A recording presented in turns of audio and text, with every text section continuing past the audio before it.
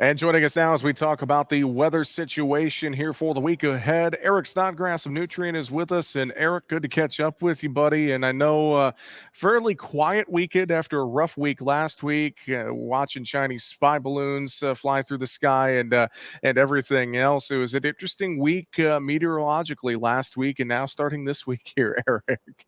Yeah.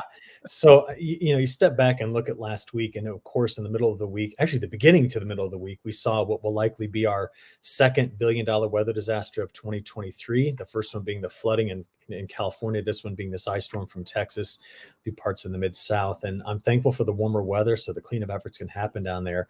But don't forget, the southern side of that also produced a tremendous amount of heavy rain. There's still a lot of flooding throughout most of the river systems in the lower Mississippi River Valley and into the southeast because of that. Now, this weekend it was quiet most places, and that's actually critical for that whole Chinese spy balloon. But one place that it wasn't quiet was in New England. So Mount Washington, which is in New Hampshire, the temperatures at the top of that summit, which is I think it's about 600 to 800 feet, dropped down to wind chills of minus 108 degrees Fahrenheit on 120 mile an hour winds. And they actually have an observatory up there where people work. Can you imagine? Like that's that's the conditions outside. But here's the thing. Okay, so I went back last week on Friday and I traced back where that balloon came from. And sure enough, you can use one of NOAA's models to see kind of where it came from. And certainly the trajectories go back to China. But if you notice something unique about it, when it came across the country, it did so during high pressure, which means if it was looking down and taking pictures and whatnot, it was perfectly timed for high pressure and clear skies. Did you notice every single picture you saw of the balloon was blue background in it, blue skies? I don't know. I looked at that and I'm like, well, they nailed it. If they were spying on us, they picked the right time because there was plenty of clear skies. But I don't know what they were interested in. They just basically traced out the Missouri Valley and then went to South Carolina. So who knows? We'll find out in the coming days. But yeah, last week was crazy. Yeah, last week was crazy.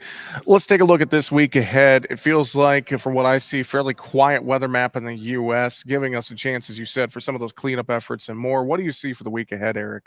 Well, there is a system I'm watching midweek. We got a week one coming through early this week. It's mainly in Canada, but the tail end of that's going to kick off what we call in atmospheric sciences a panhandle hooker. It gets the name because they hook south out of the panhandles, and they tend to go from the panhandle of Oklahoma and Texas through the Red River Valley of the South, straight through the Great Lakes. So that's one system we're going to watch dumping a bunch of rain, possibly, and some snow on the backside in the Midwest this week. And there's another one that's going to follow it a few days after that. Now, the big picture with all of this is we need a whole lot more precipitation over the Corn Belt. I know that winter's been okay and there's some snowpack, but I can't seem to stop thinking about the fact that last fall's drought has still got subsurface soil moisture so low. Now, we know that winter does not often correct a drought, which means spring rains are going to be critical. So I'd like to see this type of setup lasting for a while just to completely recover that soil moisture profile. But it's going to be mild. That's the other part of this. It's going to be mild through probably the middle, maybe even the start of the third week of February before the pattern starts to shift around. So very mild conditions and wet in parts of the country. Still dry in California, though. They're going to have to wait till the end of the month before they get a bit of a chance for a better precip there. Eric, I know as well, La Nina, more evidence it appears that La Nina is on its last gasp. What are you seeing when it comes to that? Yeah, that was a really important part of the weekend as well. We have new model data that came out on Sunday from the European model. They're always first to get it out.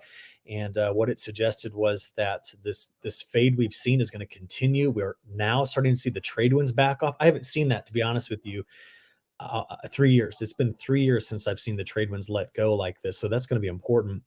And overall, that lowers a lot of drought risk for much of the country if the La Nina fading is really going to be on this timing that the models are suggesting. But there's another component to this. If we fade La Nina, that does tend to build a lot of heat west in the United States going into summer. So there's a lot of folks out there that are desperate for more snow between now and then to kind of survive the heat they could get later on this summer. And lastly, South American weather, obviously keeping our eyes on the drought concerns at Argentina, Brazil, some delays with harvest and safrinha planting with rain there. What's the latest you're seeing with South American weather, Eric? I am wondering when we're going to hear about the problems with all that rain, because, I mean, there are some places in central Brazil that have received, 15 to 20 inches of rain in the last 2 to 3 weeks. And at some point, I mean, even with their soil, you can't get rid of all of that. And there's going to be some issues. And we're just not hearing about them yet. But in Argentina, it's another hot and dry week. They're looking at high temperatures a few days this week, easily going over 40 degrees Celsius. That's about 104 Fahrenheit. But everyone's watching the weekend and early next week because the models just want to toss storms back in.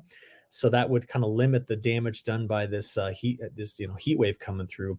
So still a bit of a wild card with Argentina. Delays your ride in Brazil, but so much rain. I wonder when we're going to see the opposite end of the spectrum, right?